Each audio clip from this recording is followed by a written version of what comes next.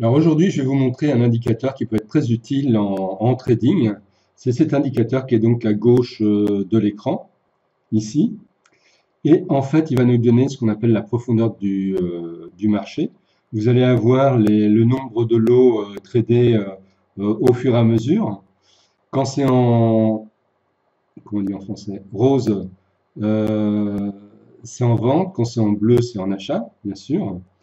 Alors, c'est toujours intéressant quand on est, par exemple, dans un système comme ça, comme le système Ishimoku Kinkoyo.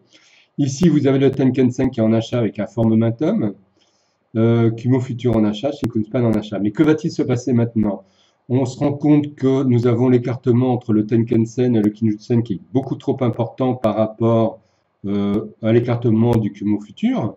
Et si on regarde ici à gauche, eh bien, on se rend compte que progressivement, ça passe, la plupart des ordres donnés sont des ordres en vente. Vous avez en fait une vingtaine de lignes et ça permet en gros de voir comment ça se passe et de suivre ça. Et vous pouvez dans ces cas-là, par exemple ici, s'attendre à un retracement en vente et en profiter pour faire donc un trade. Bon, le tout, c'est de bien suivre naturellement ce qui se passe, hein.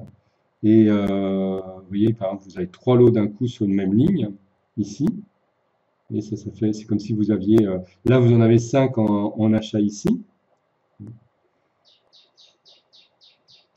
Donc il faut voir comment ça évolue, etc. Je pense que ça peut être un bon outil. Je vais vous montrer un autre exemple, par exemple avec des formes harmoniques. Parce que c'est pareil pour les formes harmoniques, à quel moment partir réellement en vente ou en achat, eh bien cet indicateur-là peut vous être utile à ce niveau. Alors voici donc un exemple avec des formes harmoniques. Ici vous avez une belle forme harmonique bullish Watson, là on est en H4, mais faut-il se positionner maintenant en achat? Alors, regardons un petit peu l'indicateur, on se rend compte qu'il y a encore beaucoup de lignes, trop de lignes en rose, donc trop de personnes qui sont encore vendeuses, donc c'est peut-être pas exactement le moment pour se positionner en achat. Voilà en quoi peut servir cet indicateur. Notamment, vous pourrez vous en servir pour d'autres choses. Alors, il fonctionne sur le Forex, il ne fonctionne pas sur les indices, etc.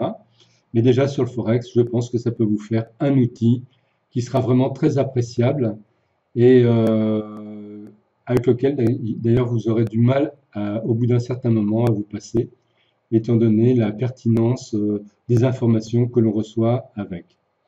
Voilà, c'était une petite vidéo informative sur cet indicateur que j'ai découvert. J'espère que ça va vous servir. Vous pourrez me le demander, il vous suffit d'aller sous cette vidéo. Vous avez comment ça s'appelle, une possibilité de laisser votre nom et je vous enverrai donc l'indicateur en question. Il ne me reste donc plus maintenant qu'à vous souhaiter d'excellents trades et puis à bientôt pour une nouvelle vidéo. Au revoir.